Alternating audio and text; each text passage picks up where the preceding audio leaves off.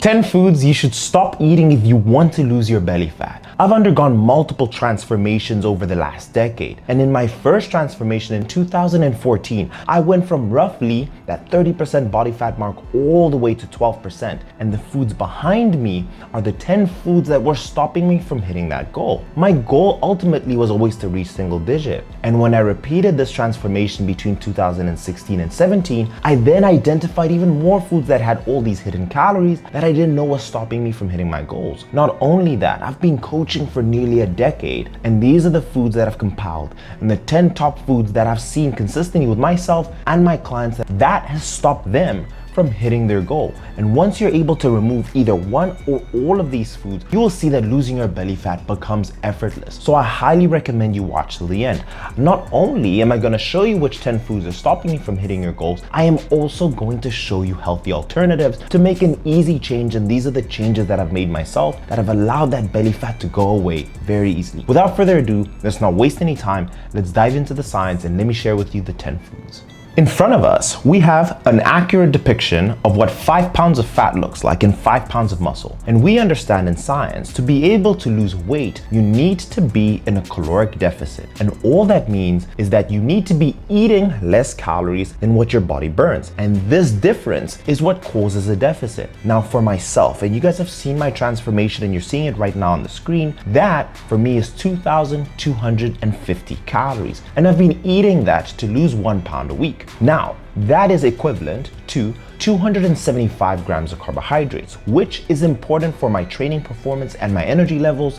It's where my brain gets a source of energy. I am eating 50 grams of fat, and that is just enough for me to maintain my hormonal balance, and that is roughly 20% of my total caloric intake. And I'm eating 175 grams of protein so that I can make sure that I'm maintaining, if not even building muscle tissue through a caloric deficit, and that the body utilizes fat as a source of energy in this caloric deficit. With that being said, let me show you why carbohydrates and fats are seen as the bad guy. Now, remember that I mentioned I'm eating 275 grams of carbs each and every single day, and let me show you what that looks like with the sugar that we have in front of us here. 40, 60, and we have 275. Every single day, and represented by the sugar, I need to eat 275 carbs. And as you can see, and let's picture this as all the calories that I can have to maintain my weight, I am creating a caloric deficit with 275. And you'll be surprised how easy it is to hit those carbs, depending on the foods that you're picking, which I'm gonna show you. And this is what's usually happening. There's foods in your diet that you're eating every day that are causing you to eat over excess. But with a lot of the foods you're eating, is causing this spillover. And what happens when you eat more than what your body needs? It will saturate your muscles, it will saturate your liver, your brain will utilize as much as it needs so that it can use as an energy to be able to think for you. Your body will then go through a thing that's called lipogenesis and use these extra calories to create fat. And fat, its main purpose is an energy reservoir. It's an energy saver. And that's why carbs are so demonized, is because it is quite easy to overeat. Otherwise, it's extremely important in our day-to-day. It's all about getting the right amount. And that's why we need to be very accurate with the amount of carbs, and especially those added sugars that we have in all the foods that we're eating. And the same applies to fat. For me to be able to get the results that you're seeing on the screen, I never go over 50 grams of fat, but I'm gonna show you how easy it is in your pizzas, your almond nuts that you're probably eating, how easy it is to overeat. And what happens when you go over your 50 grams of fat. Let's say on Monday you eat an entire packet of almond nuts, that excess fat just gets stored and that adds onto your belly fat. And that happens a few times over the week. And after 2 weeks, you notice that your pants aren't feeling the same, they're just a little tight. And what happens is because you don't know that these foods are stopping you from hitting your goals and they're actually adding onto fat. 1 month passes, 2 months pass, and you're all of a sudden going from a size M to a size L. So the idea of this video isn't to demonize any of the foods that I'm about to show you, but it's to bring consciousness so you know exactly what you need to be eating and what you can limit in terms of your daily intake. Let's go into food number 1, and I'm telling you, it will surprise you. Food number 1 is one that you're very likely eating and that I consider the most controversial on this list, but I highly recommend that you hear me out because it will allow you to finally have control over this food, and that is peanut butter. widely considered to be healthy. And I do agree it has its benefits, but I'll go with you and really say, how controlled are we eating the peanut butter? And is there a better alternative? So here we have a Jif classic peanut butter that everyone is familiar with and loves. And here we have PB2. Now, in 2 tablespoons of Jif, right, which is exactly the content that you're seeing here, there is 190 calories. That is 16 grams of fat and 8 grams of carbs. And comparatively, we have 2 tablespoons of PB2, and this is what we call powdered peanut butter that has 60 calories. 1.5 grams of fat and 5 grams of carbs. And with the exact same amount of serving size, 2 tablespoons, that is 3 times less calories in this PB2 compared to the Jif, and also 11 times less fat. But let me show you how much more fat there is in this peanut butter compared to this one. 16. And that is what 16 grams of fat looks like. Comparatively, with just the powdered peanut butter, there's only 1.5 grams. And for the sake of the video, I'm just gonna show you what 2 grams looks like. And this is what 2 grams look like. Now again, we all love our peanut butter.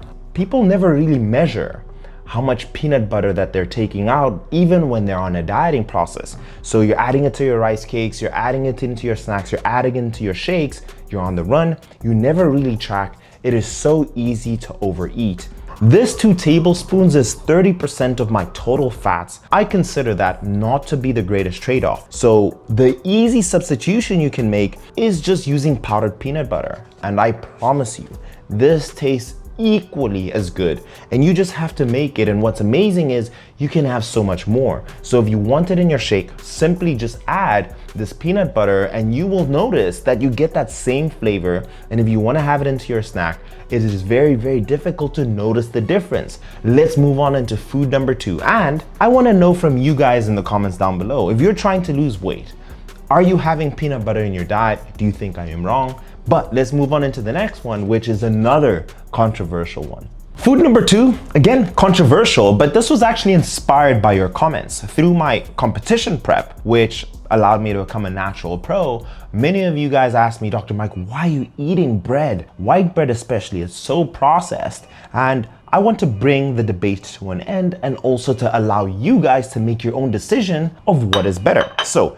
here I have 1 slice of white bread, and here, this is brown bread, but for intents and purposes, let's picture that this is Ezekiel bread. Now, 1 slice of white bread has 80 calories, 15 grams of carbohydrates, 0.8 grams of fiber, and 2.7 grams of protein. Now, in 1 slice of Ezekiel bread, there's also 80 calories, there's also 15 grams of carbohydrates, but the big difference is that there's 4 grams of fiber and there's 4 grams of protein. That being said, macronutrient wise and calorie wise for fat loss, calorically, they're exactly the same.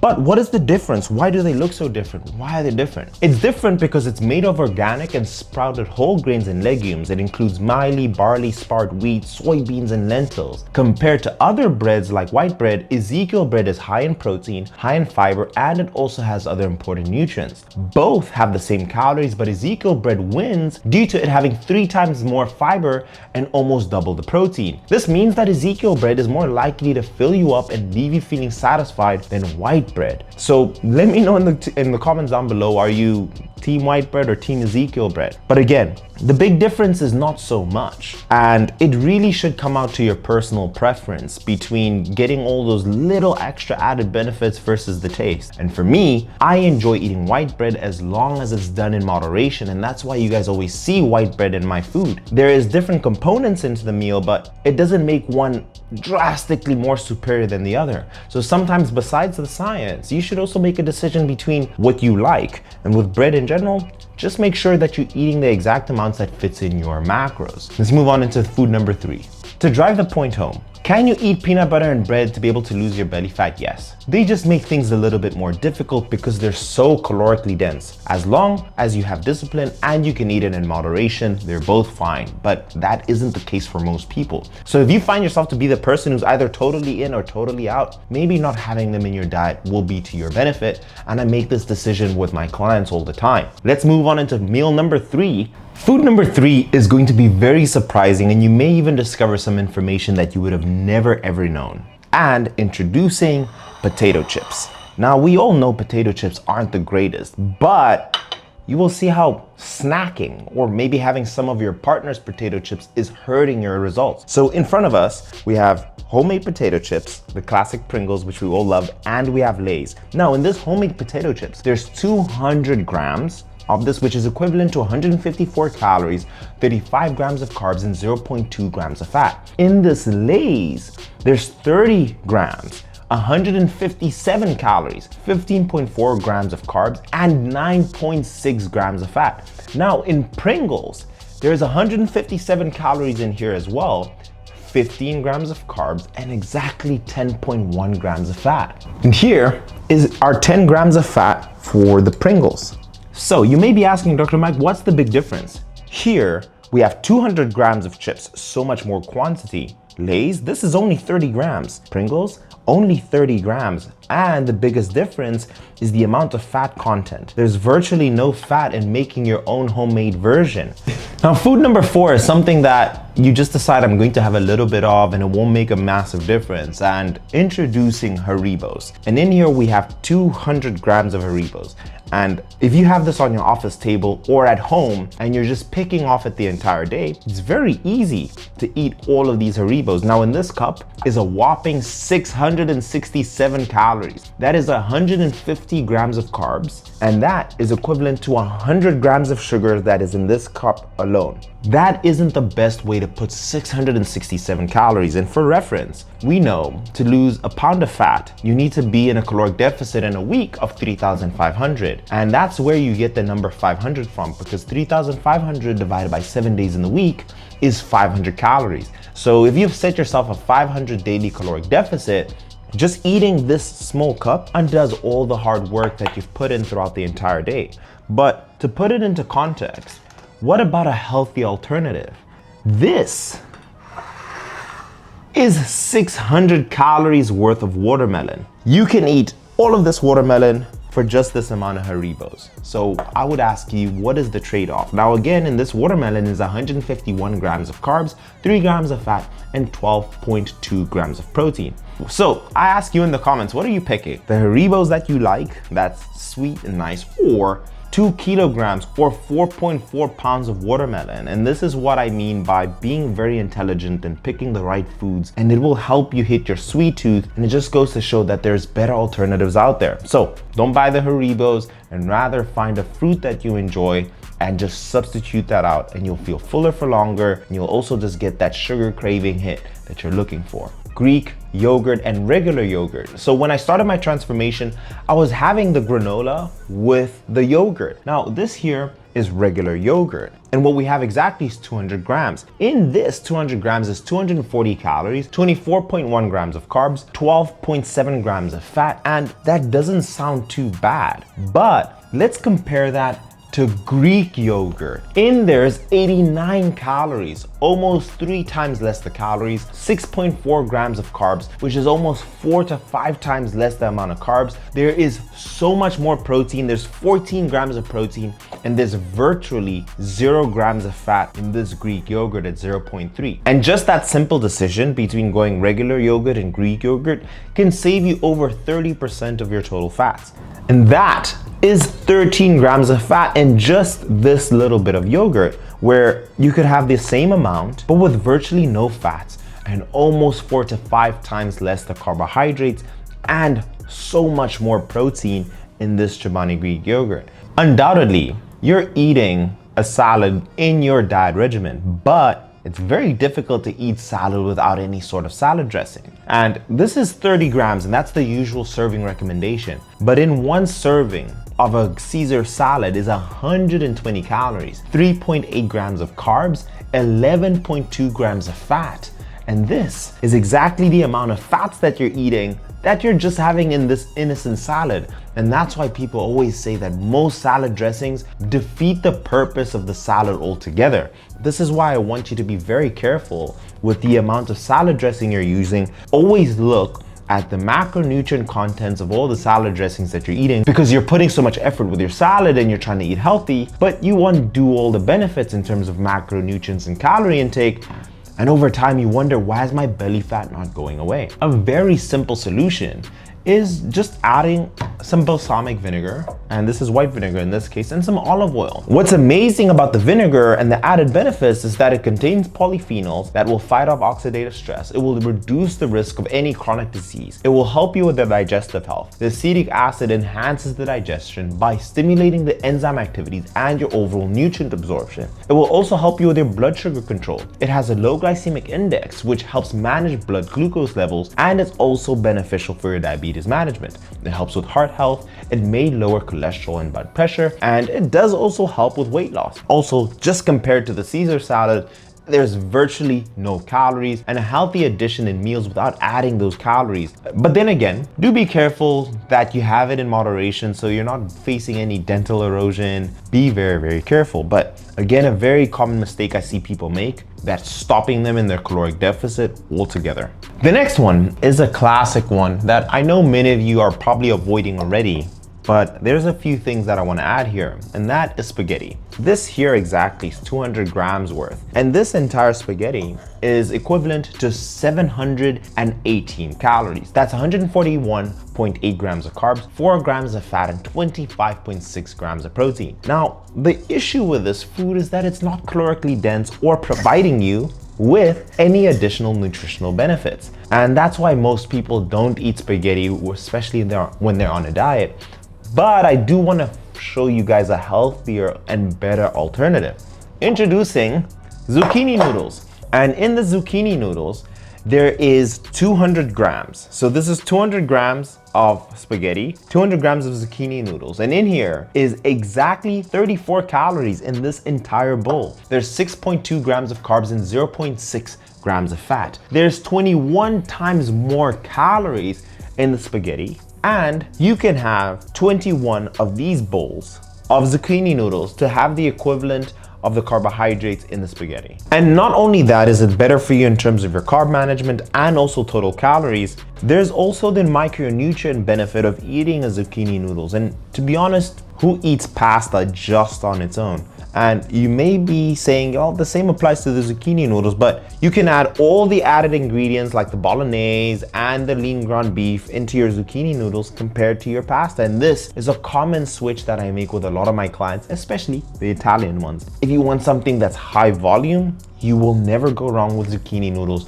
Preparing it the right way, it tastes amazing, the consistency is great, it mixes well with chicken breast, lean ground beef, or any other food that you would make with your pasta. The next one is a food that you're shopping for, you've heard that it's healthy, but there's one small common mistake you're making that you're not even realizing. And this is exactly what held me back from being able to finally get into single digits, because I just wasn't paying attention. And that is tuna. Now, there's nothing wrong with tuna. However, there are two different types of tuna if you're in a hurry and you're just grabbing things. Here, we have tuna in sunflower oil, which is this one right here. And the total calories are 253 calories, 15.2 grams of fat, and 30.4 grams of protein in this tub. And this one is tuna in water, in saline water. And that is 119 calories, 1.5 grams of fat, and 2.6 grams of protein. Literally 10 times less amount of fat, the one in water, compared to the one that is in oil. And that is the big difference between the two. This one has 1.5 grams of fat and this one has 15.2. And just making sure that you're getting the right tuna, or even when you're ordering it, will make a massive difference between the two. The classic fitness bar, or the healthy bar, or the one that gets you with the good advertising because they'll put protein on there. But this is a Greek style protein bar. And in here is 191 calories. That's 14.5 grams of carbs, 9.9 grams of fat, and 10.3 grams of protein. And they're very happy to call this a protein bar because there's 10 grams in here. Now, let's compare that to this Quest bar. And you may even argue that there's more size and volume in this Quest bar. But in this Quest bar, there's 150 calories compared to the 190. This has only 3 grams of carbs compared to the 14.5. The Quest bar has 6 grams of fat compared to the 10 grams of fat in this bar, and this has nearly double the amount of protein with 18 grams of fat. Whenever you're seeing protein or protein written on every bar, don't take it for face value. Have a look at the nutritional facts in the back and make sure that it fits in your macros overall, because again, you have to give them credit for the marketing, but you need to be careful and just check that it does fit into your macros. This is a very, very common mistake because I hear it all the time from my clients. Hey Mike, I just picked up a protein bar on my way to the airport. I'm sure they're all the same. You have a look, you're eating triple the amount of fats that you're supposed to, and you're also eating double the amount of carbohydrates. So not all protein bars are created equally, but this by far is the best protein bar I've ever had in the sense of the macronutrient intake. It also makes me feel full after I've had to, and the taste, amazing. The next one is controversial because so many people argue just because of the taste, but I might be able to just sway you on making the right decision. And that is the classic Coke. This is 500 milliliters of Coca-Cola, the original flavor, the one that we all love. And comparatively, we have here 100 calories, and that is 25.7 grams of sugar compared to its brother, which has 0 grams of sugar. But let me show you what price you're paying for taste each and every single time. So this here, let me show you what 25 grams of sugar looks like. 26, I'm gonna take it, but every time you decide to have a can of this, you take 25 grams of sugar all the time. And aside from the 25 grams of sugar, you're not getting any nutritional value from the Coca-Cola. So why just not have the counterpart that has 0 calories where you get to save yourself from it altogether? And you can also have more without feeling any guilt. So I always make the point to people that yes, they're both not the healthiest, but as long as you're not consuming extra calories, which is by far the most important in terms of weight loss, just make sure you're not drinking your calories. It's a simple rule that you can follow, and making the decision between taste is always gonna save you. I know people who drink 2 liters of Coke and easily have 400 extra calories in their diet because they want to enjoy the taste despite the hour of cardio that they're doing and eating the salads and all the healthy foods. So again, just go for the Coke Zero. After time, you won't even notice the difference. I almost never notice the difference. And that, my friends, is the end of the video. Let me know in the comment section down below if there's any foods that I'm missing here, if there's foods you disagree with, and I will consider making another one if you guys feel like, hey Mike, we want more of these because it helps you in terms of making good decisions. I'll leave the video here and I'll see you guys in the next one. Cheers.